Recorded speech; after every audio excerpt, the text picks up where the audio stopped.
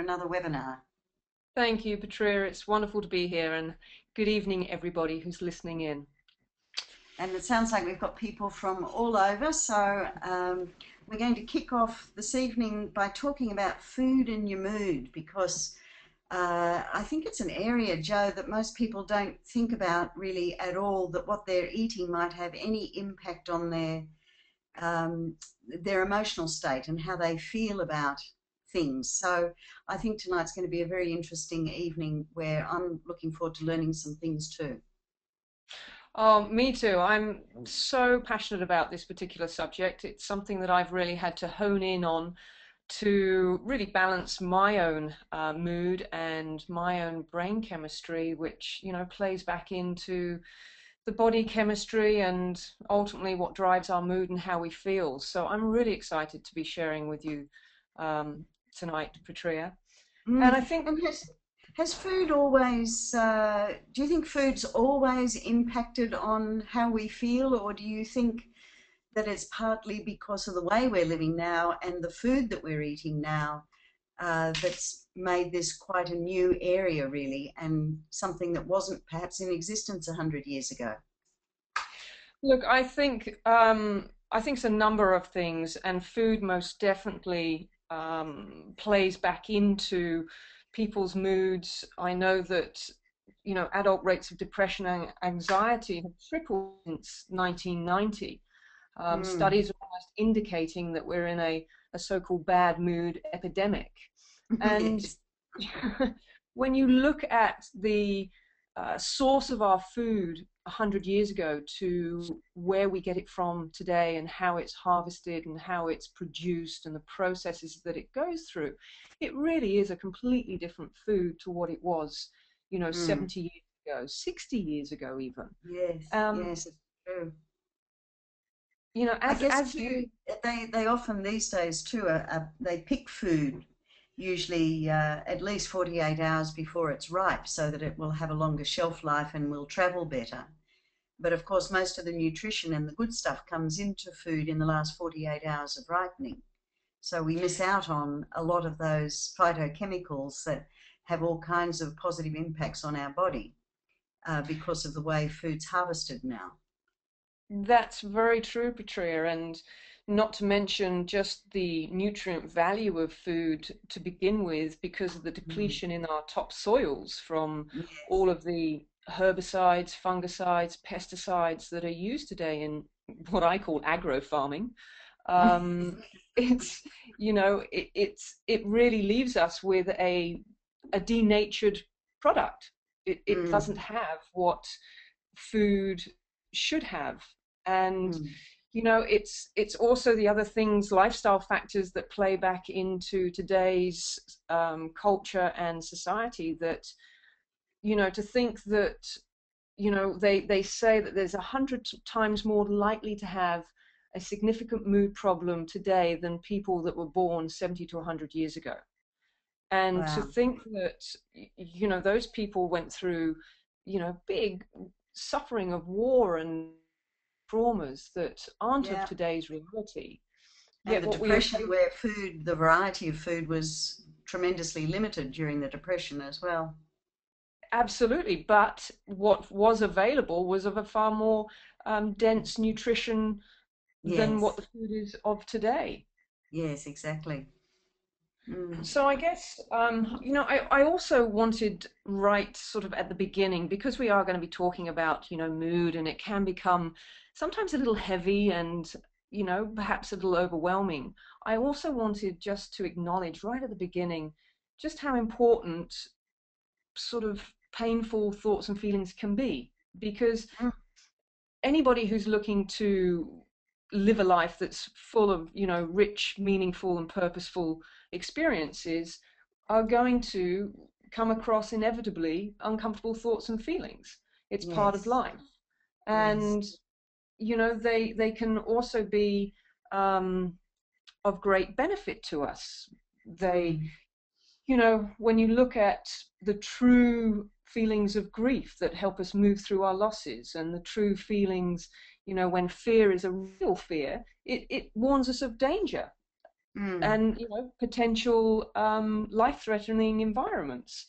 And mm. when we're really experiencing true anger, it's something else again that could actually prevent us from being in a situation of abuse. So Yeah, yeah.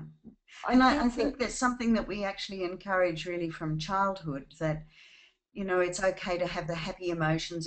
It's good to have the positive emotions, but the ones that we find more challenging to deal with are often relegated to either being the negative emotions or the not so good emotions, and we seem to be trained really from childhood to avoid feeling anything that might be painful. And indeed, we often protect our children from painful circumstances, thinking that we're doing them a favour, when in reality they may be far better off being exposed to all of the things that happen in life with the support that they have in childhood, so that they understand that life is full of a range of emotions, and that it's not always happy, because it's often the sad and the difficult that break us open to deeper understanding, that cause us to question, that really send us off sometimes on a completely different trajectory, and maybe we end up going into a different career because of some of the challenges that we've been through.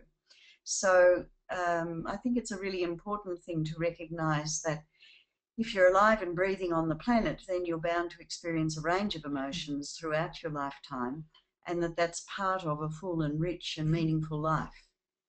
I'm so glad you've said that, Petrea, because it is. And as you say, it's all too often the painful ones are all too often, resisted and avoided and swept under the carpet. And we try to focus constantly on being happy. And that is something that I wanted to allude to in respect to really identifying the difference between a true and a false mood.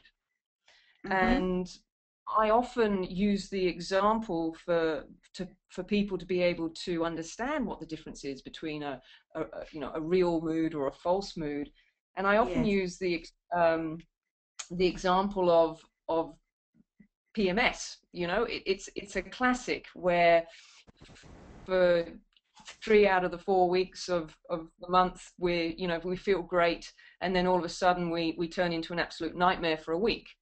And it's a great example of how a change in our chemistry and Yeah. change in brain chemistry and body chemistry can really change how we think and how we feel, and Yes, that what indeed. comes through us in that period isn't necessarily true.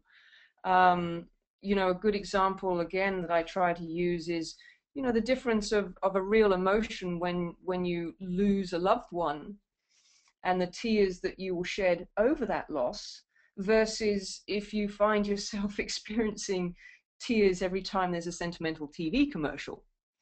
You know, Yes. they're very, very different. Mm. So Mm.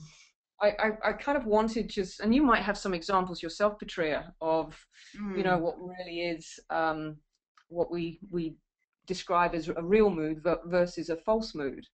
Mm. Yes, I hadn't thought about it in that kind of context before.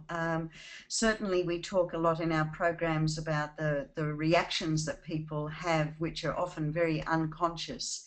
And that can often mean that whatever it is that we're feeling ends up stimulating our words or actions, when we might actually do better to have more consideration and really slow down and take a deep breath and make a better response, rather than just reacting from the momentary feeling that's going through.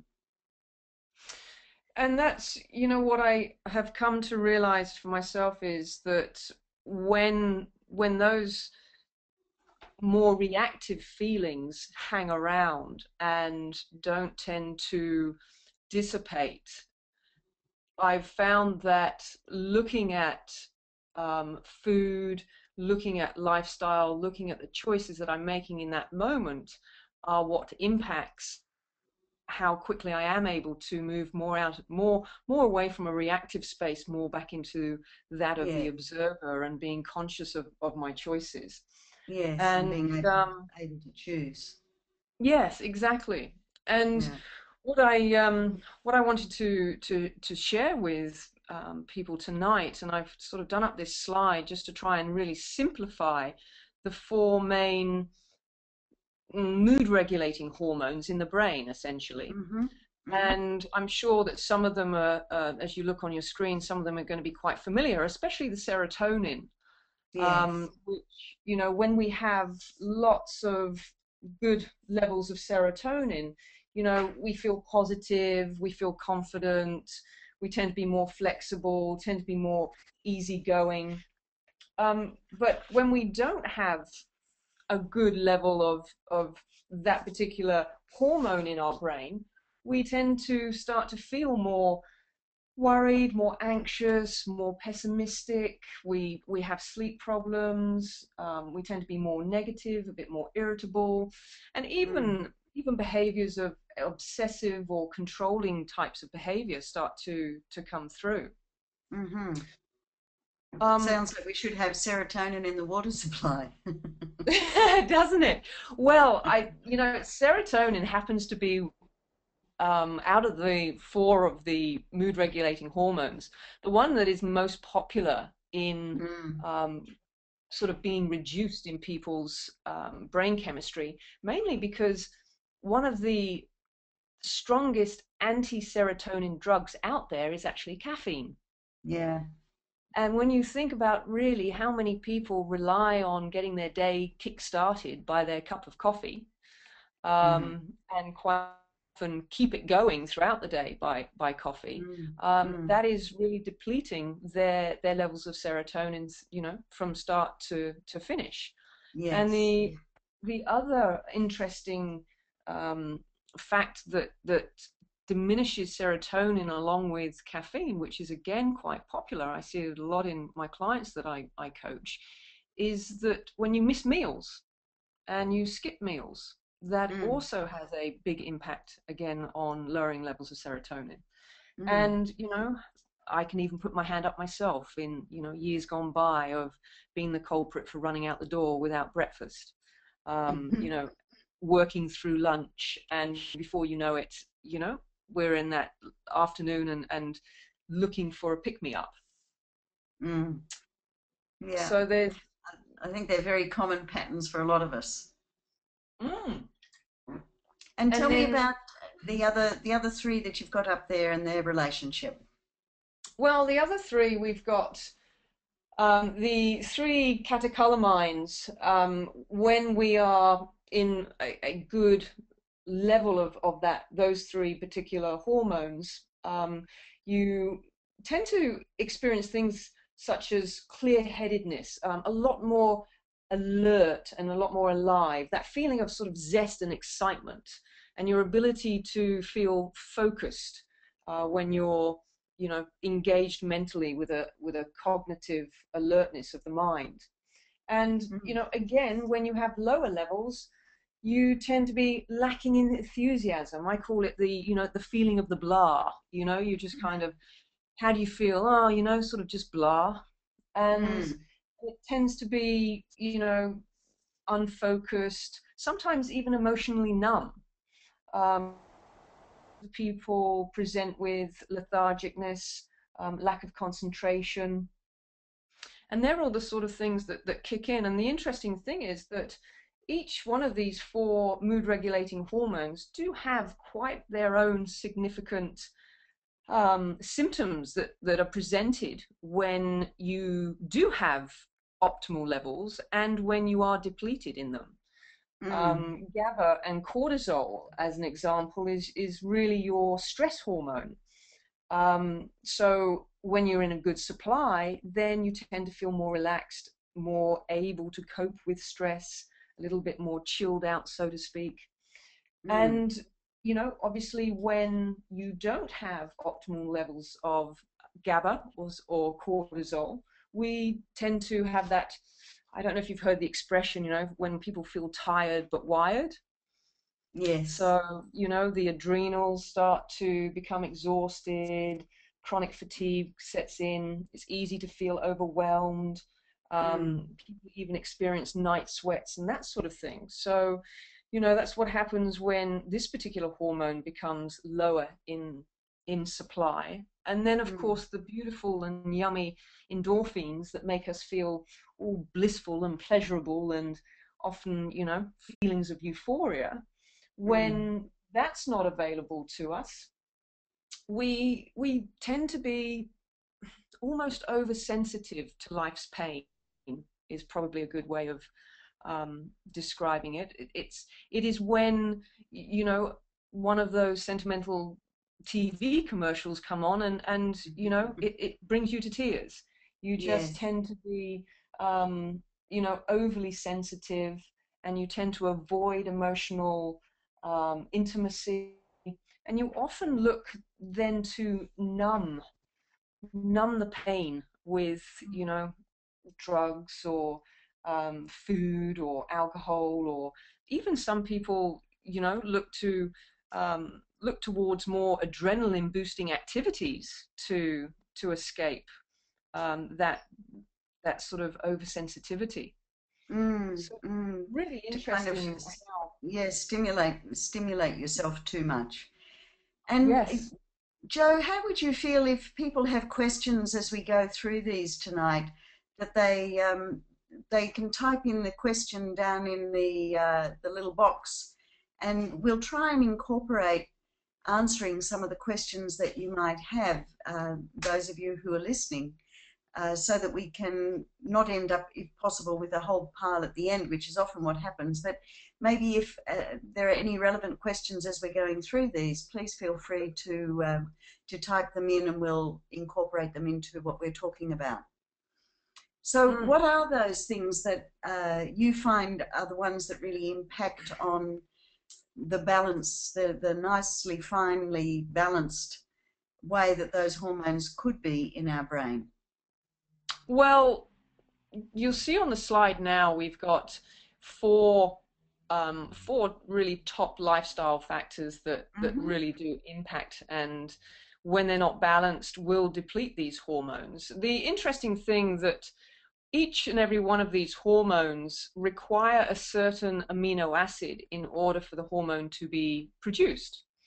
Mm-hmm. So when I think we have our workshops coming up very shortly in towards Mm-hmm. the end of March, and the day that I'll be presenting Food in Your Mood, I'll be going into a lot of detail around exactly which amino acids produce which mood regulating hormone, and Yes, then giving people a really good understanding of all the different foods that you can find these different amino acids in, because terrific. obviously that becomes the first and most natural way of boosting your hormonal levels of these different mood regulating hormones.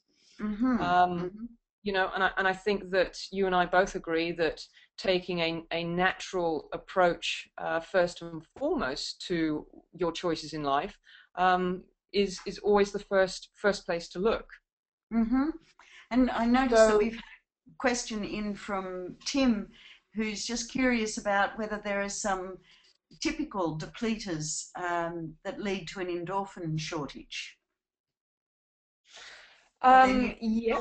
nutritional or lifestyle issues from your perspective that interfere with the production of endorphins? Look, there is, from a lifestyle perspective, size will do it. What will tend to happen is that people start to rely on the endorphin high that they get initially from exercise, which doesn't last very long. Yeah. And when you end up with an imbalance in too much what I call working out. It's a coin phased by a man called Paul Chek, the difference between working in versus working out. And when you become so imbalanced and you're working out to the degree in which you're not able to replenish and rejuvenate and regenerate, then Mm. you really do start to deplete Yeah. the endorphins. And in regards to food, your processed foods and your sugars are big endorphin suppressants, as Yeah. are all brain stimulants, and I'm referring to medication, drugs, Yeah, recreational drugs, and that sort of thing are also very, very heavily suppressing the natural endorphins for they're us to be. incredibly taxing on the brain chemistry in general. But yes, certainly the endorphins are part of that whole picture, which is why people often, I think people talk about, Ecce Tuesday, 4 days after using recreational drugs, how the brain chemistry is often completely in disarray, and people go into a major flat period after That's after the it. high of recreational drugs. Yes, very, Mm. very true. And the downers, you know, the quickest way to assist somebody to come out the other side is obviously to increase the relevant amino acids through their diet, increase their fluids. And the other thing that we also need to remember, and you spoke about it right at the beginning when you were talking about phytonutrients and secondary nutrients, is that each of these amino acids also require very specific secondary nutrients. So, just as an example, serotonin requires the amino acid tryptophan.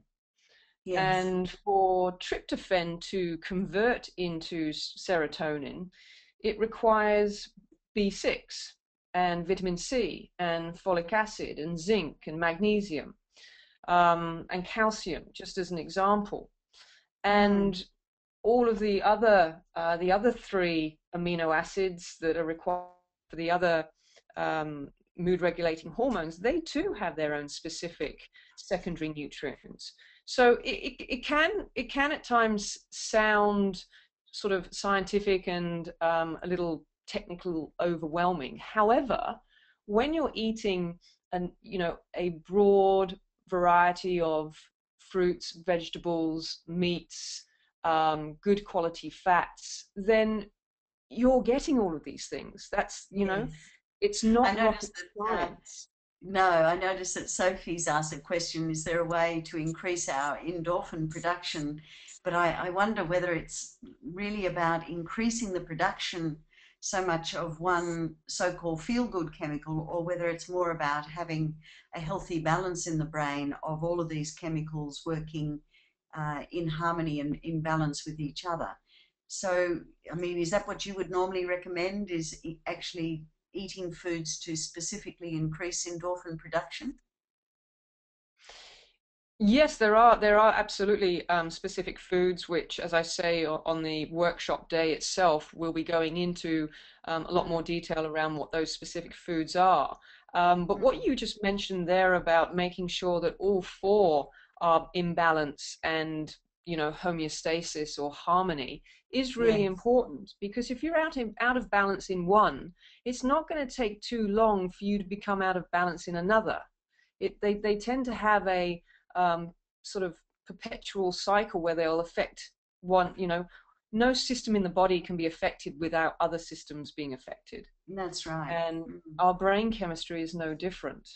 mm, So, mm, I do urge listeners to, rather than sort of hone in, yes, it's important to obviously understand which amino acid perhaps you're lacking a little bit more in if you have or relate to certain symptoms that we've described mm, against each of the hormones. But what I also really advocate is that we shouldn't become too fixated on one, but really look at all of them. Um, yes, that's right.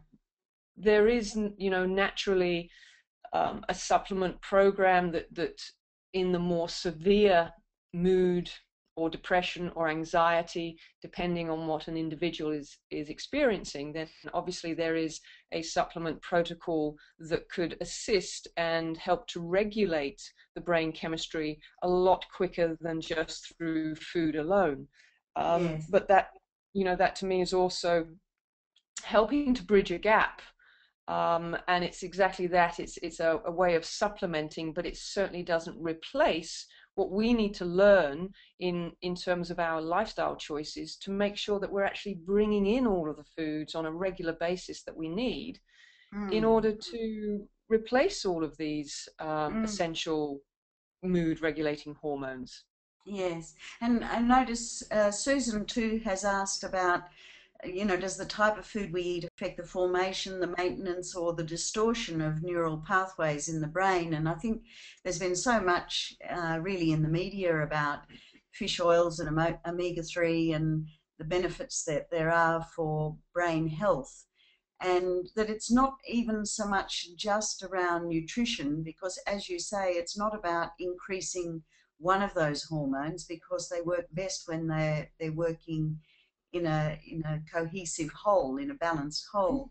But there are all those other lifestyle factors too that really impact on brain chemistry, things like exercise and connecting with the earth on a regular basis. I mean, even simple things of getting your soles of your feet onto the earth, because Mm, we all build up lots of positive ions in our body through the environment that we live in, the food that we eat, the carpets, the so many things in our environment now cause us to develop positive ions in the body. And of course, the negative ions, the earth is this huge positive ion generator. So when we are full of negative ions ourselves and we connect through the soles of the feet to the earth, it's almost like we drain out all of that excess and unhealthy electrical energy that's often been stored inside of our body and that interferes with our hormones and lots of other processes within our body. So there are things like, lots of fresh water, this slide that is on the screen now, the fish oils that are present in, particularly in the pinker fish, exercise, meditation, loving relationships and connections, and fresh, seasonal, organic, whole foods. mm. That all of these You know, things really are essential for creating health. they are, and it's really taking a holistic approach. I mean, I mentioned a little while ago, a gentleman asked, what can deplete our endorphins? And I mentioned the excessiveness of exercise. Well, the same is for Mm. those that don't get enough exercise. Yes. And that's, you see, that's the simplicity of anything that is either too much or not enough is essentially out of balance.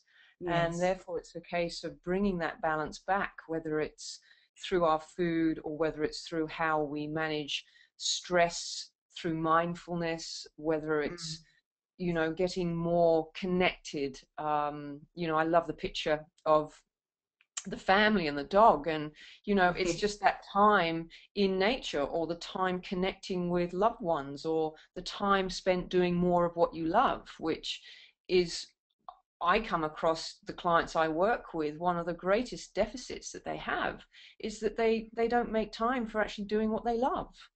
And I think, Mm. well, Mm. what are we here for after all? Mm. And Joe, do people mostly know that those hormones are out of balance just through their subjective experience, or are there tests that people can have also to decide which hormones might be out of kilter?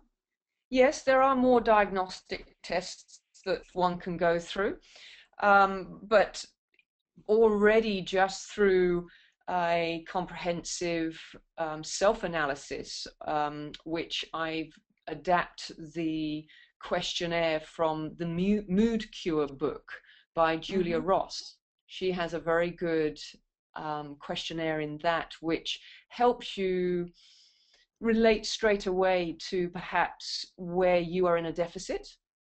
Yes. And, if an individual feels that there is more going on for them, and what they've heard tonight could well be something they need to investigate further, then absolutely going and having further diagnostics, blood tests will certainly help to highlight a deficit in any one of those hormones.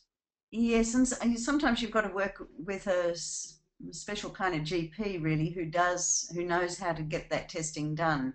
Your average Yeah. GP, I imagine, if you went along and said, I'd like to get my own endorphin levels measured, uh, Yeah.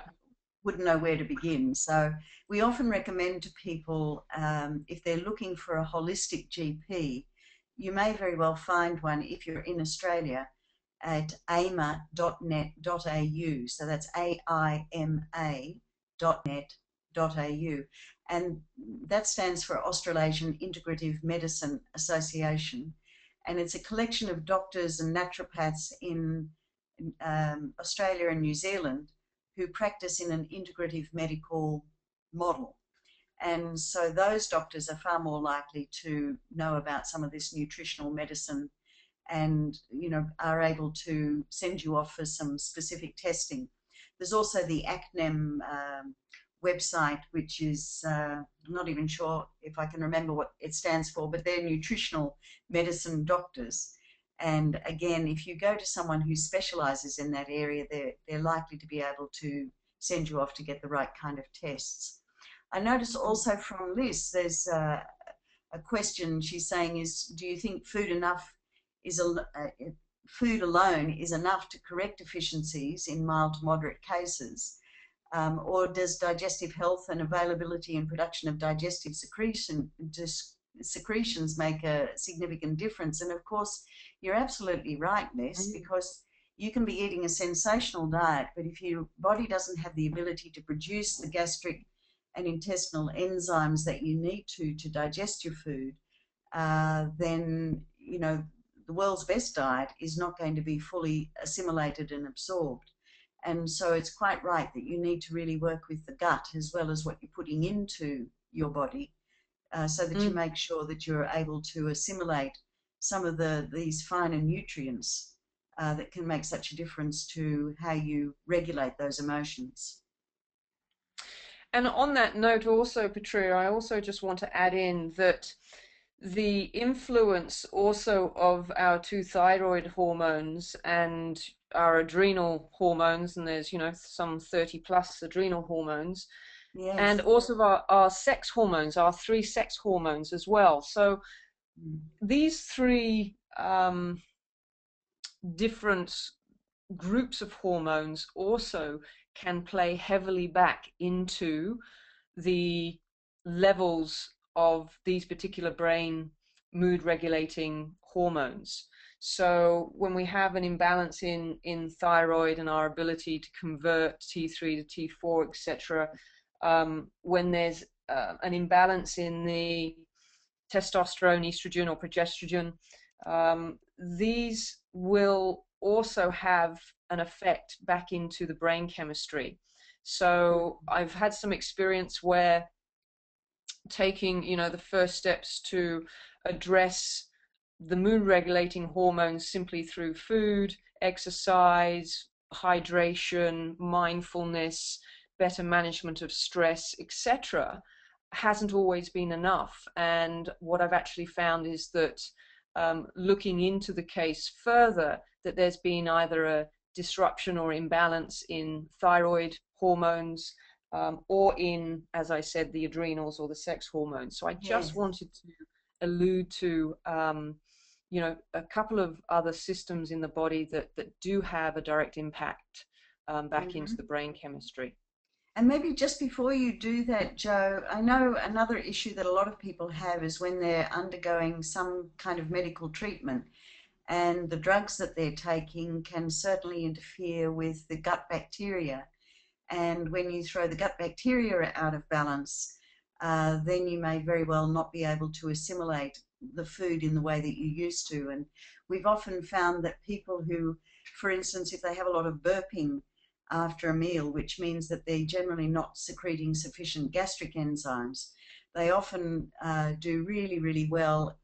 I find, in fact, people often only need one course of digestive enzymes that might contain something like bromelain, trypsin, pepsin, pancreatin, and one bottle's worth in some way reminds the body of what it's meant to be doing. And I nearly always find that, people when they're going perhaps through chemotherapy and they're getting a lot of indigestion and a lot of burping, that if they have 1 or 2 tablets every time they eat anything other than water, the burping completely stops because they've now got the digestive enzymes to break their food down. But in addition to that, it seems to remind the body of what it's meant to be doing, and usually only one bottle is necessary, and then the body starts to produce those gastric enzymes again quite naturally. And then, of course, if there's gas further down the track, which I know, we know that next to the brain, the gut secretes the most neurotransmitters in the body, which are the chemicals of your emotions. And so that gut health is a really important aspect of finding a balance in all of these hormonal systems, endocrine systems within the body. Mm. Some really valuable advice there, Petrea. I cannot stress highly enough the importance of gut health. It's something that, I work on constantly with my clients. I I prefer to allude to the gut as the first brain, not the second. Yes, yes, exactly. um, because it does. It's, home to 98% of your immune system. Mm, Um, the entheric system has more nerve endings than your spine and brain combined. mm. Well, So, in the egg, those sometimes you see it in a fresh egg, those wiggly little lines. yes. There's usually two of them, and they're just kind of like a little a thread that runs through the yolk of the egg. And these two lines, wiggly lines in the yolk, one becomes the spinal cord and the other becomes the gut. And so, that's the very, very first thing that begins to form in the yolk of the egg are those really fundamental parts of what makes a bird, but in our case, a human, is the spinal Yeah. cord, where all of that neurological information is transported and distributed throughout the body. And the second aspect of that, of course, is the gut. So it's right there from the very, very beginning, and indeed comes from the same tissue. Mm. Aren't we just amazing, Aren't amazing we? organisms? I've never bored with learning about the human body and the human condition and Yeah. how we work and how integrated we are. We really are um, a complex system of systems, yet so simplistic in so many ways as well, especially when you really look at what it is that we need to actually find the balance, which, Mm, I always think that Paul Chek's six foundation principles really puts it in a nutshell, that thoughts and attitude in terms of our mindfulness, our awareness of how to breathe optimally, the need for enough and good quality water, understanding exactly what constitutes good nutrition, and mm, then making sure that we move enough and that we have sufficient rest and sleep and creative time. mm. Those really are the six foundation principles to an energetic, healthy, vital, and rich life. And Yes. it can be as simple as that, yet, as we know, not always as easy as that. Mm, mm.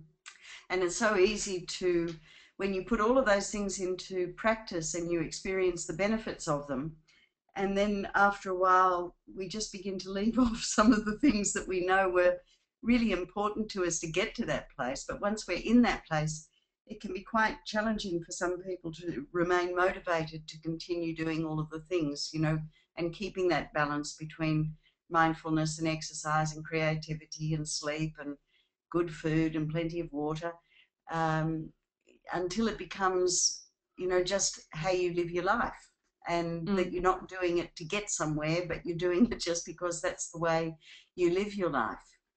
And I think for a lot of people, and maybe for some of our listeners too, they've been brought to this because of circumstances. Maybe they've struggled with their mood, or maybe they've hit a crisis in their life where there's a lot of stress, or where they're feeling depleted emotionally because of grief or loss or trauma.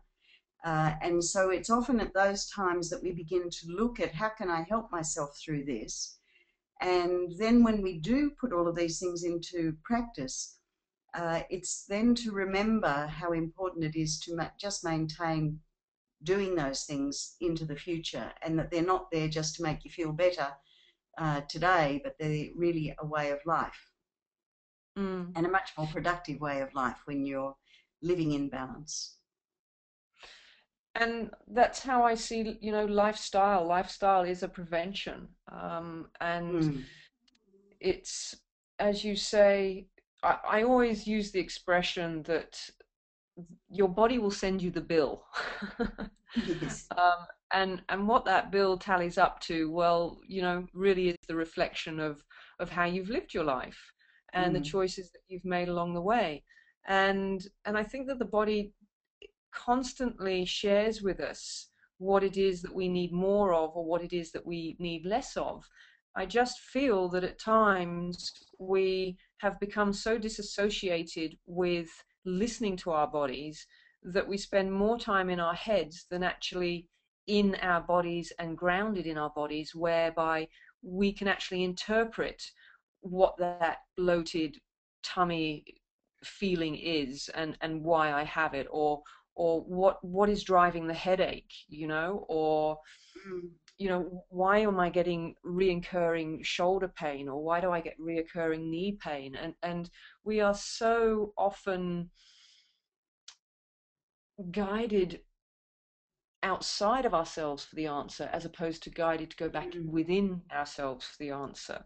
Yes. And I think that if we were able to practice a little bit more um, inward time or inward reflection, then a Mm. lot of the a lot of the questions that we have for ourselves around choices that we need to change, and be it lifestyle, but also big questions that um, we often ask ourselves. I always believe that it's never that we don't know the answer.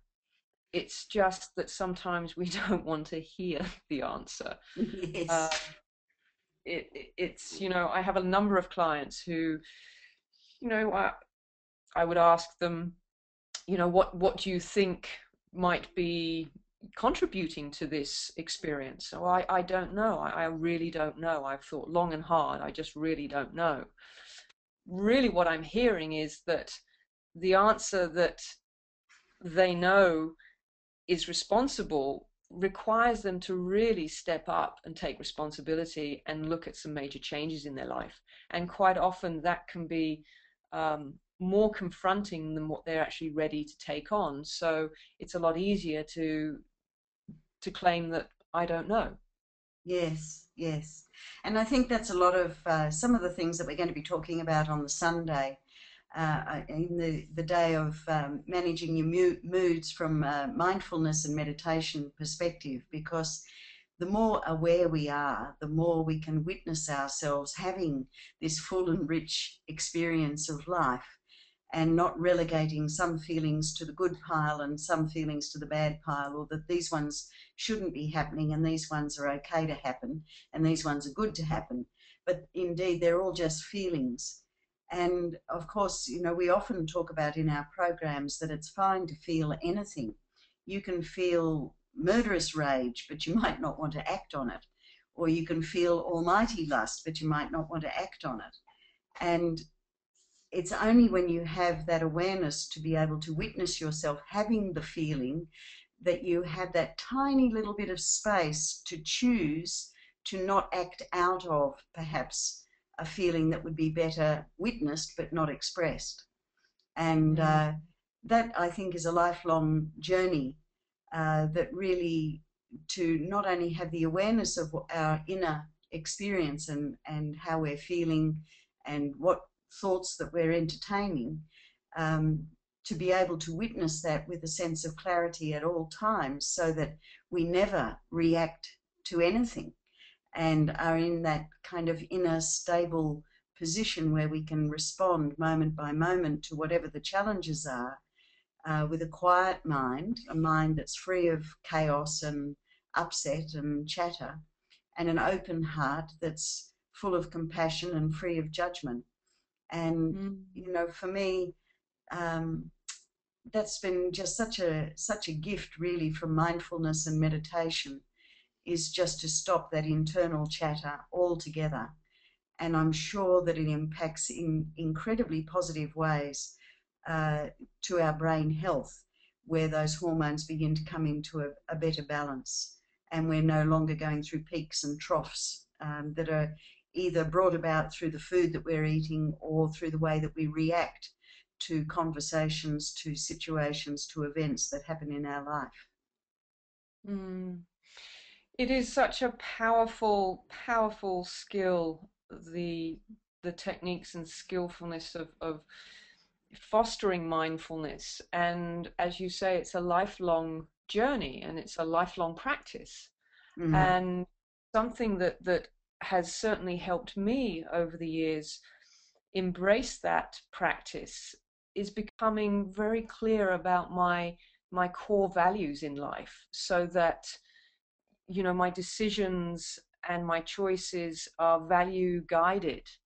And and I always bring my clients back to having them focus on what their core values are, what are the um you know who is it that they're wanting to be more in relationship yes. to their work, or in relationship to their partner, or you know who is it that they are choosing to be, I guess, in relationship to what it is that they're doing.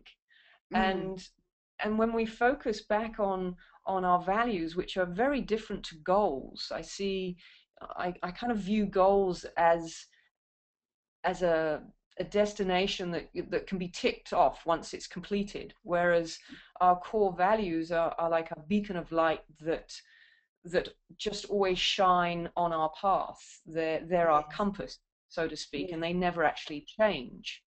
Mm, Um, Whereas we might have goals along the way that are on the path of where our compass is taking us or drawing us to. But our core values around, really who we want to be more and what it is we want to experience more of are the yes. things that I think we should remind ourselves when we are going through those mindfulness processes, because they really help to bring us back to what's important. And I think for a lot of people, that's possibly even a new concept because people don't recognize that they do have choice. And indeed, most of us don't know that we have choice over the life we create for ourselves. We don't know we have that choice until we do. And up until we know we have choice, we're just really reacting to whatever might be happening around us. And Mm. so I noticed too, Liz has just asked whether she's been looking at your website while the webinar's been on, and she's wondering whether you've released your book, Rocket Fuel on a Budget: How to Get Healthy Without Going Broke. She wants a copy, obviously. That's very sweet. Well, it came back from the editors yesterday, and I'm actually just in the process. I've been looking through it this afternoon, and I have a little bit more to read through and a couple more changes to make. But I would say that it's 98% there Wow, and not too far away congratulations. from. Thank you, thank you. I'm very excited. My first book, and it really is in the nature of what we've been talking about, tonight, in regards to all the different areas that we need to consider, not just food. So it comes Mm, with some great tips for people mm. in health in general.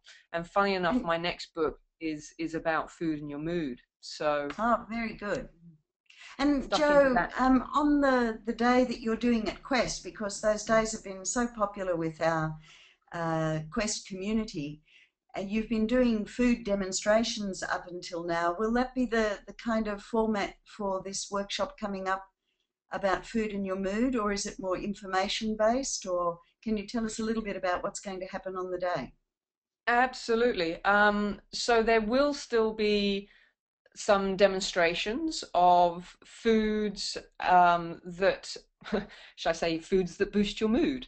Yes. Um, and they will be in more of a snack as opposed to like a complete meal. So Okay. I'll be sampling particular juices, smoothies. I'm going to bring my Thermomix down with me, which is this awesome machine that I can pretty Yes. much do anything in. Yeah. Um, so we will be exploring two or three different sort of powerful mood boosting snacks, if you like. Fantastic. And I really want to make it as interactive as well as possible. So I'm in the process of creating some exercises that everybody can participate in, and I'm not talking necessarily here about physical exercise, Yes. but sort of written exercises that people can do and explore, so that they can go away feeling a lot more equipped and empowered with the tools that they can implement straight away. Oh, that Um, sounds great.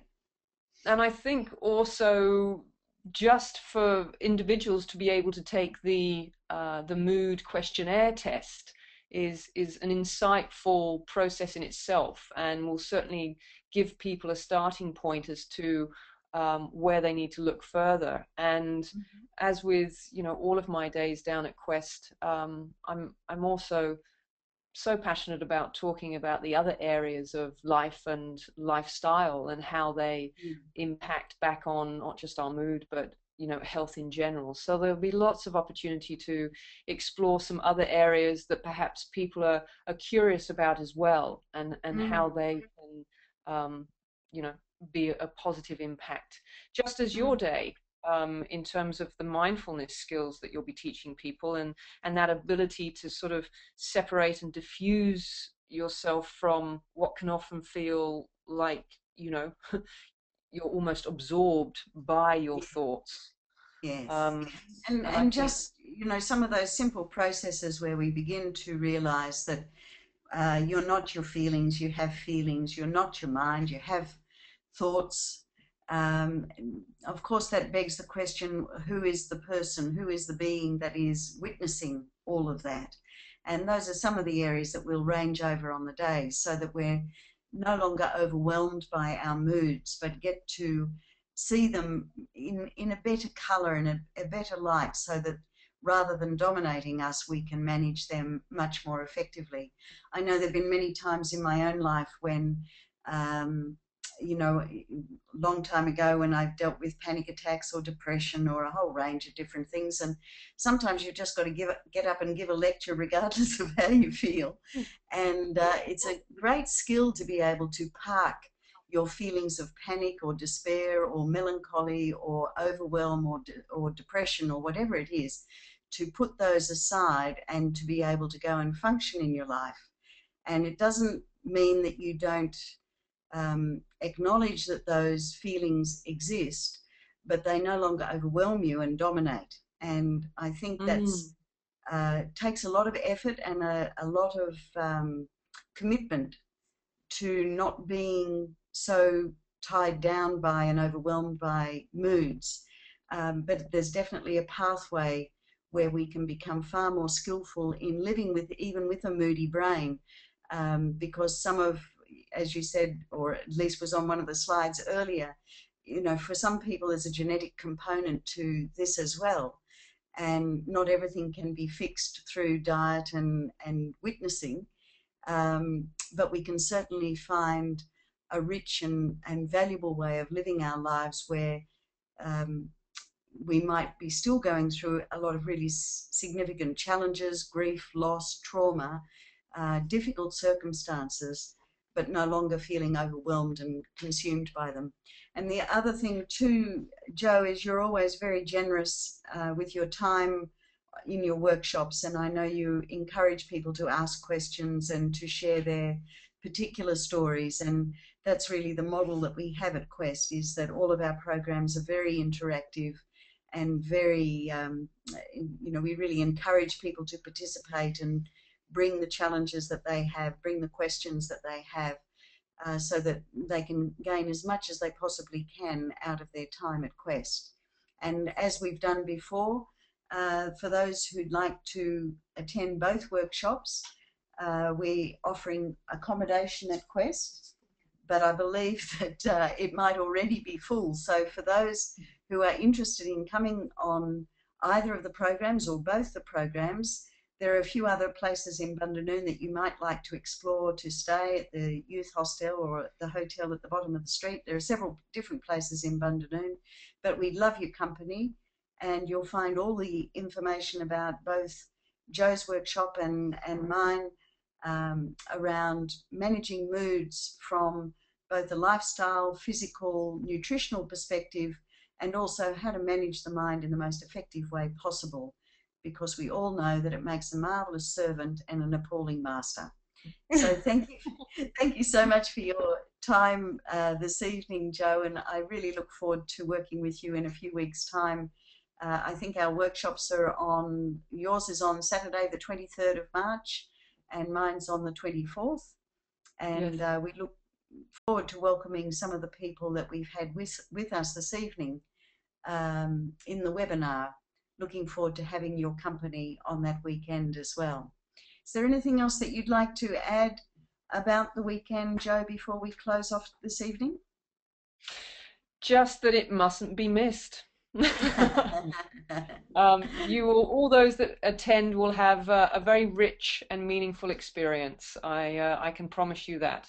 No, well, that's So, always been the feedback from all of your sessions in the past, Jo. So I'm sure people will be in for a really fabulous day. And you should see our community garden. It is brim full and overflowing oh, with produce. It is I just can't amazing. wait. Yeah, so you Oh, must make sure that you take everyone down into the garden, because I think getting your hands into soil and actually yeah. growing some food, I'm sure we're going to have weekends in the future that will incorporate gardening and permaculture and organic gardening as part of their experience when they come to visit us at Quest. So make sure that you all wander down into the community garden during the day of your workshop. Oh, fantastic. Really looking forward to it. And thank you so much for tonight. It's been a pleasure and, as always, a lot of fun as well. Terrific, Jo. Well, we look forward to seeing you in a couple of weeks' time. And for Thank everybody you. else, thank you so much for joining us this evening. Thank you for your time and expertise, Jo. And we wish everyone a very happy evening. And we look forward to seeing you all, or those that can make it, because I imagine there'll be some who won't be coming from London. But for those who can make it, we really look forward to seeing you in a couple of weeks' time. Thanks, Yes. everybody. Thank you, everyone. Good night. Good night.